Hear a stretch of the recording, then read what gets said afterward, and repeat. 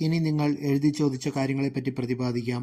സ്ത്രീയെ സ്പർശിക്കാതിരിക്കുന്നതാണ് പുരുഷന് നല്ലത്. എന്നാൽ വ്യഭിചാരം ചെയ്യാൻ പ്രലോഭനങ്ങൾ ഉണ്ടാകാമെന്നതുകൊണ്ട് പുരുഷന് ഭാര്യയും സ്ത്രീക്ക് ഭർത്താവും ഉണ്ടായിരിക്കട്ടെ. ഭർത്താവ് ഭാര്യയോട് ദാമ്പത്യധർമ്മം നിറവേറ്റണം. അതുപോലെ തന്നെ ഭാര്യയും. ഭാര്യയുടെ ശരീരത്തിന്മേൽ അവൾക്കല്ല അധികാരം, ഭർത്താവിനാണ്. അതുപോലെ തന്നെ ഭർത്താവിൻ്റെ ശരീരത്തിന്മേൽ അവനല്ല, ഭാര്യയ്ക്കാണ് അധികാരം. പ്രാർത്ഥനാ ജീവിതത്തിനായി ഇരുവരും തീരുമാനിക്കുന്ന കുറെ കാലത്തേക്കല്ലാതെ പരസ്പരം നൽകേണ്ട അവകാശങ്ങൾ നിഷേധിക്കരുത്. അതിനുശേഷം ഒന്നിച്ചു ചേരുകയും വേണം. അല്ലാത്ത പക്ഷം നിങ്ങളുടെ സംയമനക്കുറവ് നിമിത്തം പിശാച് നിങ്ങളെ പ്രലോഭിപ്പിക്കും.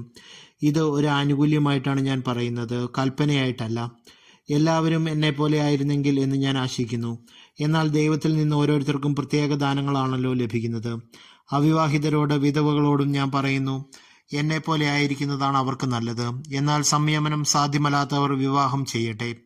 വികാരം കൊണ്ട് ദഹിക്കുന്നതിനേക്കാൾ വിവാഹിതരാകുന്നതാണ് നല്ലത്.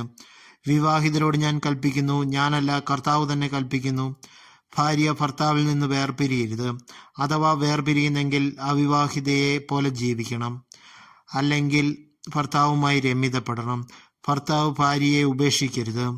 ശേഷമുള്ളവരോട് കർത്താവല്ല, ഞാൻ തന്നെ പറയുന്നു, ഏതെങ്കിലും സഹോദരന് അവിശ്വാസിനിയായ ഒരു ഭാര്യ ഉണ്ടായിരിക്കുകയും അവൾ അവനോടൊത്ത് ജീവിക്കാൻ സമ്മതിക്കുകയും ചെയ്താൽ അവൻ അവളെ ഉപേക്ഷിക്കരുത്. ഏതെങ്കിലും സ്ത്രീക്ക് അവിശ്വാസിയായ ഭർത്താവ് ഉണ്ടായിരിക്കുകയും അവൻ അവളോടൊത്ത് ജീവിക്കാൻ സമ്മതിക്കുകയും ചെയ്താൽ അവൾ അവനെ ഉപേക്ഷിക്കരുത്.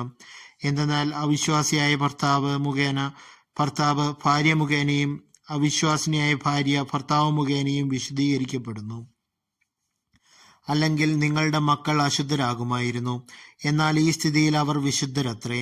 അവിശ്വാസിയായ ജീവിത പങ്കാളി വേർപിരിഞ്ഞു പോകാൻ ആഗ്രഹിക്കുന്നെങ്കിൽ അപ്രകാരം ചെയ്തുകൊള്ളട്ടെ. അത്തരം സന്ദർഭങ്ങളിൽ ആ സഹോദരന്റെയോ സഹോദരിയുടെയോ വിവാഹബന്ധം നിലനിൽക്കുന്നില്ല. ദൈവം നിങ്ങളെ സമാധാനത്തിലേക്കാണ് വിളിച്ചിരിക്കുന്നത്. അല്ലയോ സ്ത്രീ, നിനക്ക് ഭർത്താവിനെ രക്ഷിക്കാനാവുമോ എന്ന് എങ്ങനെ അറിയാം? അല്ലയോ പുരുഷ, നിനക്ക് ഭാര്യയെ രക്ഷിക്കാനാവുമോ എന്ന് എങ്ങനെ അറിയാം? ദൈവത്തിന്റെ നിയോഗവും വിളിയും അനുസരിച്ച് ഓരോരുത്തരും ജീവിതം നയിക്കട്ടെ.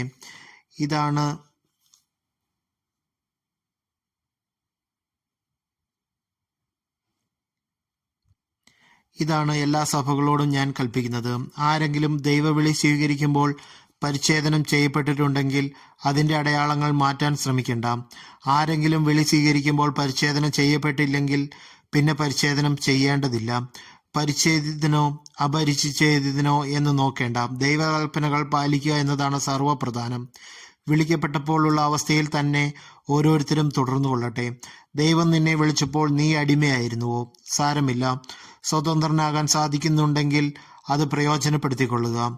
എന്തെന്നാൽ അടിമയായിരിക്കുമ്പോൾ കർത്താവിൻ്റെ വിളി ലഭിച്ചവൻ കർത്താവിനാൽ സ്വതന്ത്രനാക്കപ്പെട്ടവനാണ്. അതുപോലെ തന്നെ സ്വതന്ത്രനായിരിക്കുമ്പോൾ വിളി ലഭിച്ചവൻ ക്രിസ്തുവിൻ്റെ അടിമയുമാണ്. നിങ്ങൾ വിലയ്ക്ക് വാങ്ങപ്പെട്ടവരാണ്. നിങ്ങൾ മനുഷ്യരുടെ അടിമകളായി തീരരുത്. അതുകൊണ്ട് സഹോദരരെ, ഏതവസ്ഥയിൽ നിങ്ങൾ വിളിക്കപ്പെട്ടുവോ ആ അവസ്ഥയിൽ ദൈവത്തോട് നിലനിൽക്കുവിൻ.